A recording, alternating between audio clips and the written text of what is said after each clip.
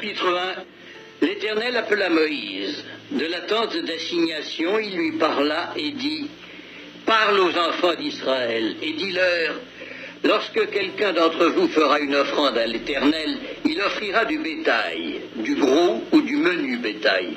Si son offrande est un holocauste de gros bétail, il offrira un mâle sans défaut. Il l'offrira à l'entrée de la tente d'assignation devant l'Éternel pour obtenir sa faveur. Il posera sa main sur la tête de l'holocauste qui sera agréé de l'Éternel pour lui servir d'expiation.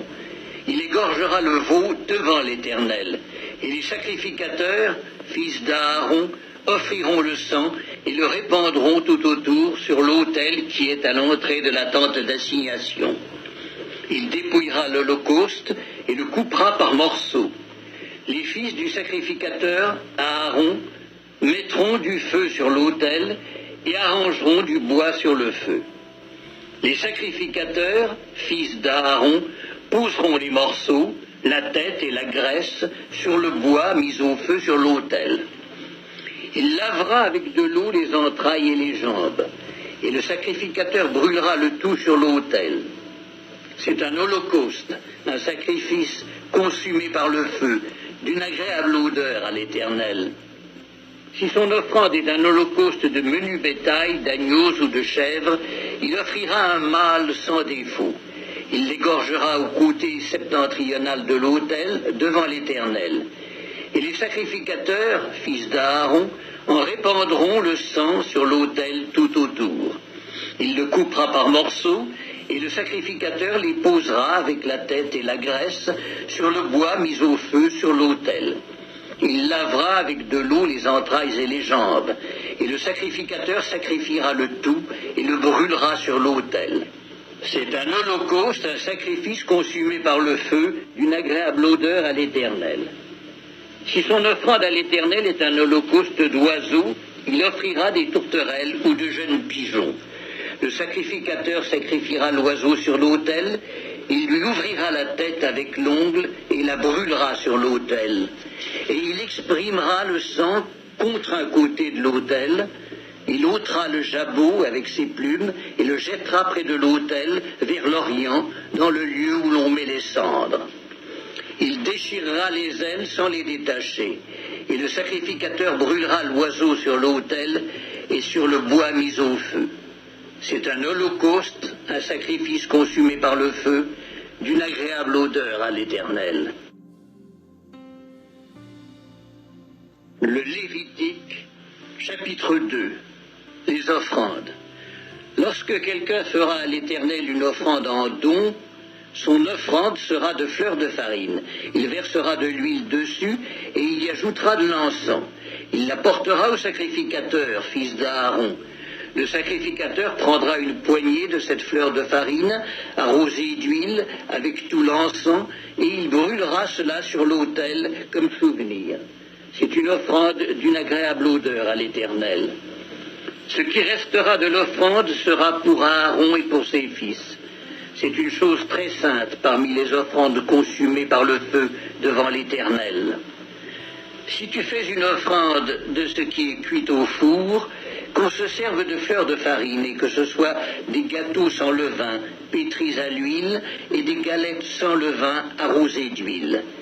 Si ton offrande est un gâteau cuit à la poêle, il sera de fleurs de farine pétries à l'huile, sans levain. Tu le rompras en morceaux et tu verseras de l'huile dessus. C'est une offrande. Si ton offrande est un gâteau cuit sur le grill, il sera fait de fleurs de farine pétries à l'huile. Tu apporteras l'offrande qui sera faite à l'Éternel avec ces choses-là. Elle sera remise au sacrificateur qui la présentera sur l'autel.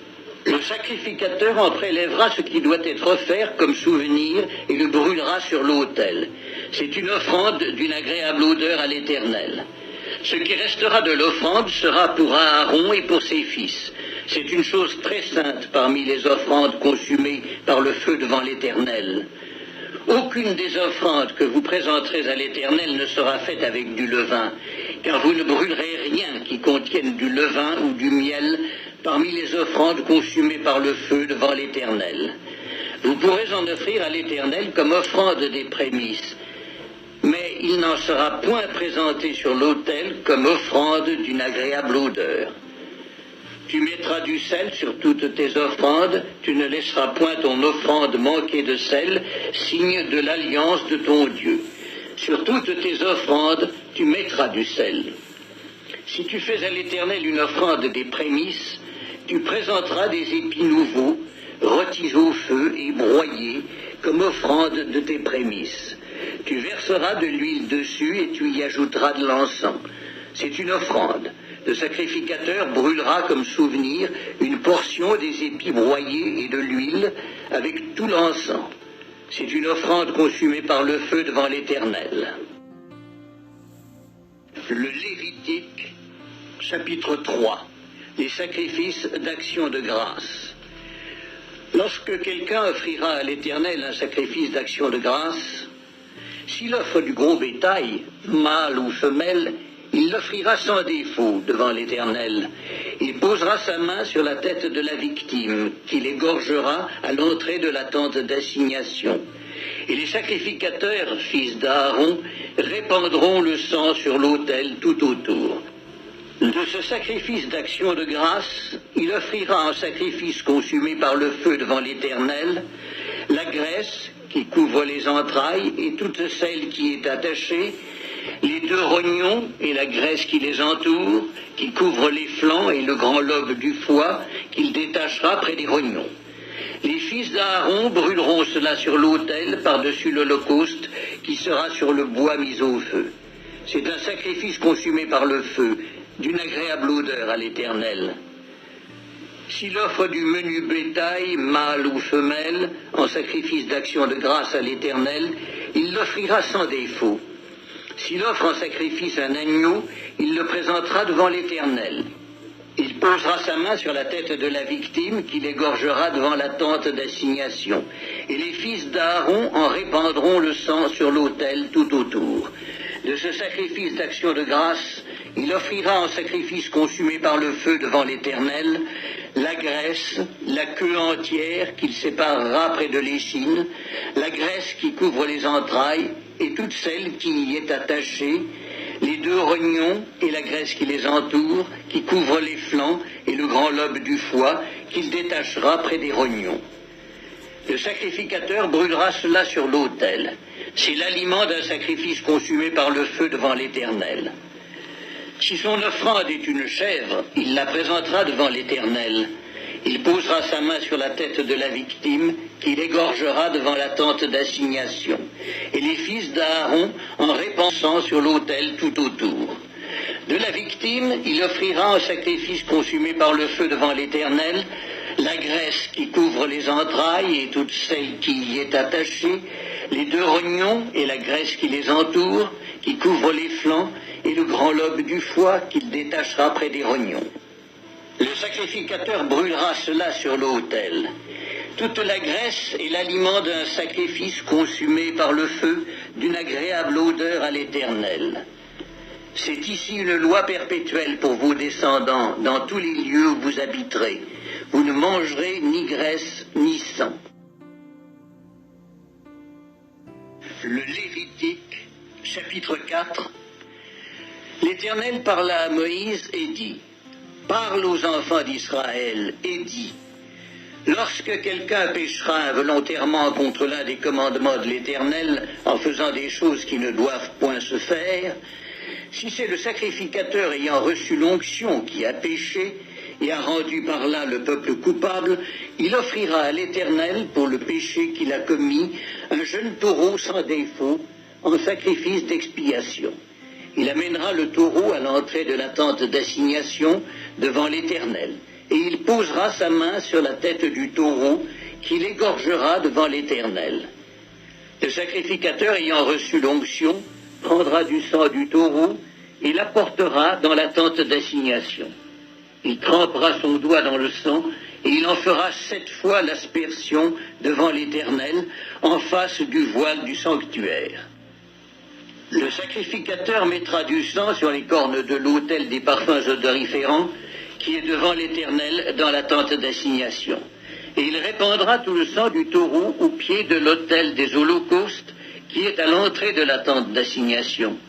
Il enlèvera toute la graisse du taureau expiatoire, la graisse qui couvre les entrailles et toute celle qui y est attachée, les deux rognons et la graisse qui les entoure, qui couvre les flancs, et le grand lobe du foie qu'il détachera près des rognons. Le sacrificateur enlèvera ces parties comme on les enlève du taureau dans le sacrifice d'action de grâce, et il les brûlera sur l'autel des holocaustes. Mais la peau du taureau, toute sa chair, avec sa tête, ses jambes, ses entrailles et ses excréments, le taureau entier, il l'emportera hors du camp, dans un lieu pur, où l'on jette les cendres, et il le brûlera au feu sur du bois. C'est sur le tas de cendres qu'il sera brûlé. Si c'est toute l'assemblée d'Israël qui a péché involontairement et sans s'en apercevoir, en faisant contre l'un des commandements de l'Éternel des choses qui ne doivent point se faire, et en se rendant ainsi coupable, et que le péché qu'on a commis vienne à être découvert, l'assemblée offrira un jeune taureau en sacrifice d'expiation, et on l'amènera devant la tente d'assignation.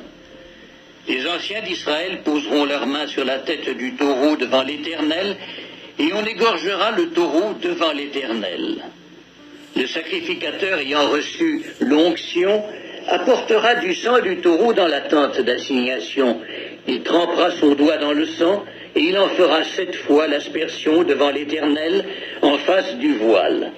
Il mettra du sang sur les cornes de l'autel qui est devant l'Éternel dans la tente d'assignation. Et il répandra tout le sang au pied de l'autel des holocaustes qui est à l'entrée de la tente d'assignation. Il enlèvera toute la graisse du taureau et il la brûlera sur l'autel. Il fera de ce taureau comme du taureau expiatoire. Il fera de même. C'est ainsi que le sacrificateur fera pour eux l'expiation et il leur sera pardonné. Il emportera le taureau hors du camp et il le brûlera comme le premier taureau. C'est un sacrifice d'expiation pour l'assemblée.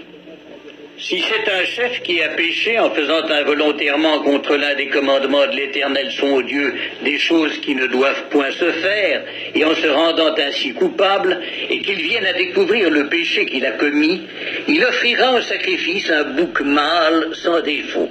Il posera sa main sur la tête du bouc, qu'il égorgera dans le lieu où l'on égorge les holocaustes devant l'Éternel. C'est un sacrifice d'expiation. Le sacrificateur prendra avec son doigt du sang de la victime expiatoire, il en mettra sur les cornes de l'autel des holocaustes, et il répandra le sang au pied de l'autel des holocaustes. Il brûlera toute la graisse sur l'autel, comme la graisse du sacrifice d'action de grâce. C'est ainsi que le sacrificateur fera pour ce chef l'expiation de son péché, et il lui sera pardonné. Si c'est quelqu'un du peuple qui a péché involontairement, en faisant contre l'un des commandements de l'Éternel des choses qui ne doivent point se faire, et en se rendant ainsi coupable, et qu'il vienne à découvrir le péché qu'il a commis, il offrira en sacrifice une chèvre, une femelle sans défaut, pour le péché qu'il a commis. Il posera sa main sur la tête de la victime expiatoire, il l'égorgera dans le lieu où l'on égorge les holocaustes. Le sacrificateur prendra avec son doigt du sang de la victime, il en mettra sur les cornes de l'autel des holocaustes, et il répandra tout le sang au pied de l'autel. Le sacrificateur ôtera toute la graisse comme on ôte la graisse du sacrifice d'action de grâce, et il la brûlera sur l'autel, et elle sera d'une agréable odeur à l'Éternel. C'est ainsi que le sacrificateur fera pour cet homme l'expiation, et il lui sera pardonné. S'il offre un agneau en sacrifice d'expiation, il offrira une femelle sans défaut. Il posera sa main sur la tête de la victime, qu'il égorgera en sacrifice d'expiation dans le lieu où l'on égorge les holocaustes. Le sacrificateur prendra avec son doigt du sang de la victime, il en mettra sur les cornes de l'autel des holocaustes, et il répandra tout le sang au pied de l'autel. Le sacrificateur ôtera toute la graisse, comme on ôte la graisse de l'agneau, dans le sacrifice d'action de grâce, et il la brûlera sur l'autel, comme un sacrifice consumé par le feu, devant l'Éternel. C'est ainsi que le sacrificateur fera pour cet homme l'expiation du péché qu'il a commis, et il lui sera pardonné. Le Lévitique, chapitre 5. Lorsque quelqu'un, après avoir été mis sous serment comme témoin, péchera en ne déclarant pas ce qu'il a vu ou ce qu'il sait, il restera chargé de sa faute. Lorsque quelqu'un, sans s'en apercevoir, touchera une chose souillée, comme le cadavre d'un animal impur, que ce soit d'une bête sauvage ou domestique, ou bien d'un reptile, il deviendra lui-même impur et il se rendra coupable. Lorsque, sans y prendre garde, il touchera une souillure humaine quelconque, et qu'il s'en aperçoive plus tard, il en sera coupable. Lorsque quelqu'un, parlant à la légère, jure de faire du mal ou du bien, et que, ne l'ayant pas remarqué d'abord, il s'en aperçoive plus tard, il en sera coupable. Celui donc qui se rendra coupable de l'une de ces choses fera l'aveu de son péché. Puis il offrira en sacrifice de culpabilité à l'Éternel pour le péché qu'il a commis, une femelle de menu bétail, une brebis ou une chèvre, comme victime expiatoire. Et le sacrificateur fera pour lui l'expiation de son péché. S'il n'a pas de quoi se procurer une brebis ou une chèvre, il offrira en sacrifice de culpabilité à l'Éternel pour son péché 2 tourterelles ou 2 jeunes pigeons, l'un comme victime expiatoire, l'autre comme holocauste. Il les apportera au sacrificateur, qui sacrifiera d'abord celui qui doit servir de victime expiatoire. Le sacrificateur lui ouvrira la tête avec l'ongle près de la nuque sans la séparer.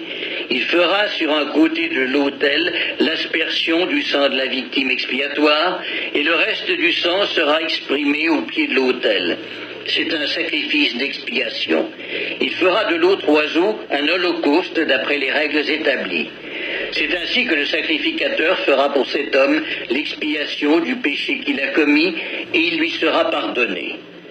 S'il n'a pas de quoi se procurer 2 tourterelles ou 2 jeunes pigeons, il apportera en offrande pour son péché un 10e d'épha de fleurs de farine comme offrande d'expiation.